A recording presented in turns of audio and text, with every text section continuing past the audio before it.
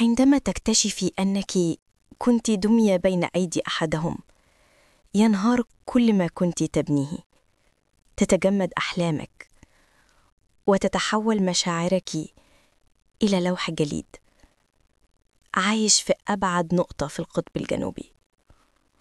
وده بالظبط كان أول وصف قالته رحمة، البنت اللي لما بتحب بزيادة، وبتسامح بزيادة، وبرضه بتتوجع بزيادة.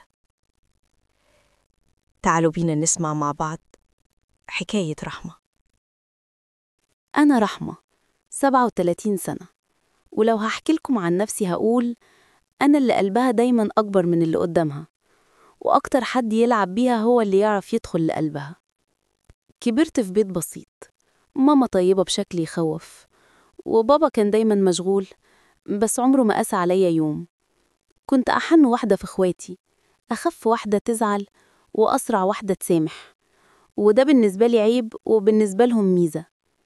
يوم لما قابلت جوزي كان شكله هادي وكلامه موزون، كان بيقول لي الجملة اللي أنا نفسي أسمعها: أنا سندك ما تخافيش. كنت فاكرة إن الحب بيجي مرة واحدة وإن لما ألاقي راجل يخاف عليا خلاص الحقيقة هتبقى وردي.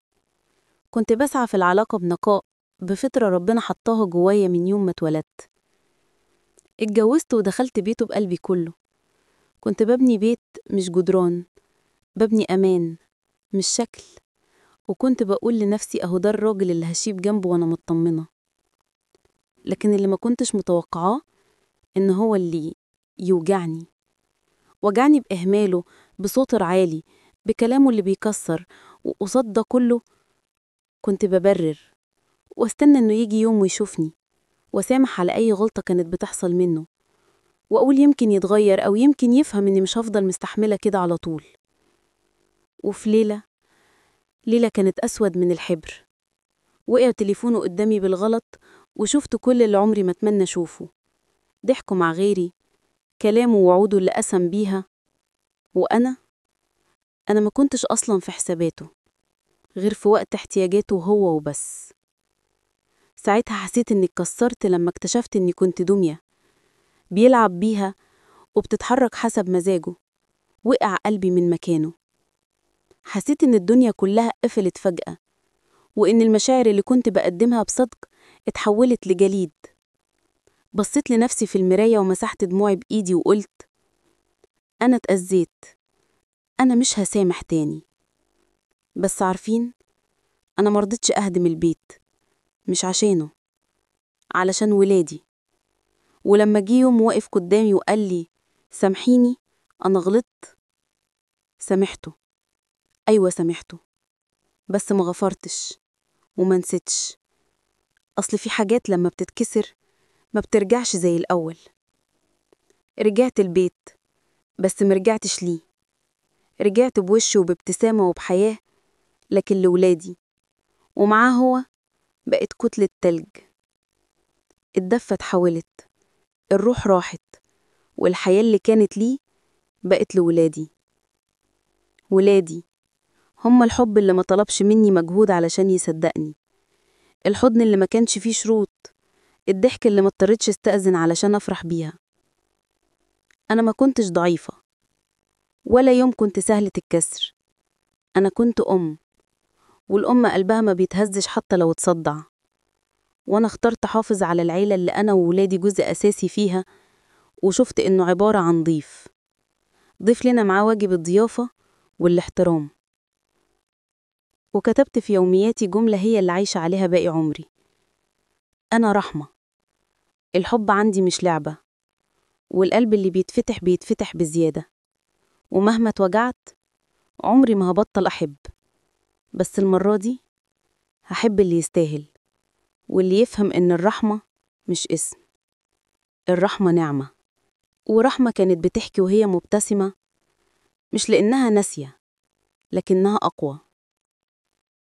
رحمة بنت برج السرطان، البنت اللي بتحب بضمير وتتعلق بصدق وتكتم وجعها علشان البيت يفضل ثابت.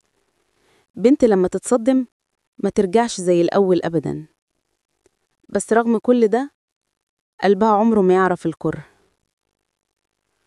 رحمة واحدة من آلاف البنات اللي بتتوجع في صمت وتكمل في صمت وتحب في صمت. بنات برج السرطان، الجماعة دول مش مزاجيين ولا عاطفيين زيادة، دول قلوب ماشية على رجلين، ولو حبوا يدوا عمر، ولو اتوجعوا يتكسروا لوحدهم. بس مهما حصل بيرجعوا، وجواهم نور، نور ربنا حطه في قلوبهم، نور ما يطفيهوش بشر. وفي النهاية ياريت تكتبولي في الكومنتات ايه رأيكم عن بنات برج السرطان، وما تنسوش اللايك والشير، وتشتركوا في القناة لو لسه ما اشتركتوش، واستنوني في حلقة جديدة وحكاية جديدة من حكايات سيلة. وانتي برج ايه؟ ورحمة كانت بتحكي وهي مبتسمة، مش لأنها ناسية لكن لأنها أقوي. رحمة بنت برج السرطان، البنت اللي بتحب بضمير وتتعلق بصدق وتكتم وجعها علشان البيت يفضل ثابت.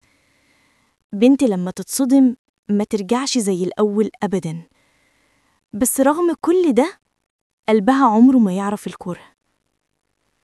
رحمة واحدة من آلاف البنات اللي بتتوجع في صمت وتكمل في صمت وتحب في صمت. بنات برج السرطان، يا جماعة دول مش مزاجيين ولا عاطفيين زيادة، دول قلوب ماشية على رجلين، ولو حبوا يدوا عمر، ولو اتوجعوا يتكسروا لوحدهم.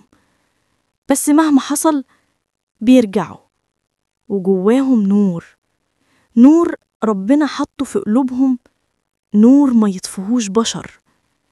وفي النهاية ياريت تكتبولي في الكومنتات رأيكم ايه عن بنات برج السرطان، وما تنسوش اللايك والشير وتشتركوا في القناة لو لسه ما اشتركتوش، واستنوني في حلقة جديدة وحكاية جديدة من حكايات سيلة. وانتي برج ايه؟